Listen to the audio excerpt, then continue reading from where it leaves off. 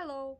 Today I'm talking about Boneca Yaya by Lorenzo Fernandez, a set of 3 short piano pieces that will translate as Yaya dancing, Yaya dreaming, and Yaya playing, all of them in the intermediate level, or RCM level 4 if you are familiar with the RCM leveling system. I will briefly explain of the main pedagogical aspects of each movement, especially focusing on rhythm, texture, and technical challenges. The first movement, Yaya dancing, is mainly focused on rhythmic coordination between the hands. One important aspect is the complementary rhythm. The hands are not doing the same thing, but they fit together to create a continuous flow. There are a few recurring rhythm patterns like the ones here in the screen, and a good practice strategy is to isolate and repeat these patterns until they feel natural.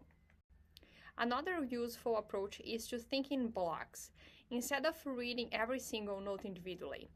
So you can group notes, and that will help you to simplify the texture and improves your fluency. So overall, this movement is great for developing rhythm independence and pattern recognition. The second movement, Yaya Dreaming, has a completely different character. It's slower and more lyrical. Here we find double notes, especially thirds in the right hand, while the left hand often plays intervals with a kind of a pedal point, creating a stable harmonic base. The rhythm is simpler and slower, which allows the students to focus on the sound, quality, balance, and phrasing. And there also a contrasting section marks mais movido, where the tempo becomes slightly faster. This introduces a change of pose, requiring flexibility and control.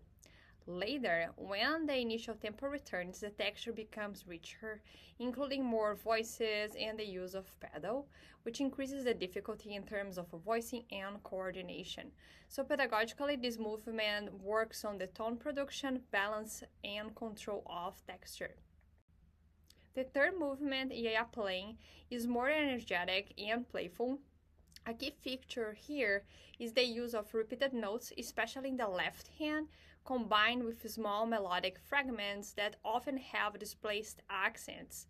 So even though the piece is written in 4/8, the accents frequently fall on expected beats, which challenges the student's sense of meter. We also find several anacrusic gestures, which contributes to a light and playful character. There are sections with tempo changes, including a slow passage with a denser texture, sometimes even reaching 4 voices, which makes coordination more complex. Another technical challenge is the hand crossing, which happens both in the middle and at the end of the piece. And in the screen, the head square are marked when the right hand plays, so you see the interplay between the hands. So this crossing hand movement is especially useful for developing articulation, rhythmic clarity, and coordination. In summary, these are 3 pieces that complement each other very well. The first one will focus on rhythmic coordination, the second one on sound and texture, and the third one on articulation and rhythmic complexity. And together they will form a very effective pedagogical set for intermediate piano students. I have included a PDF of the music along with another PDF containing teaching and practice tips for this piece in both English and Portuguese. Thank you.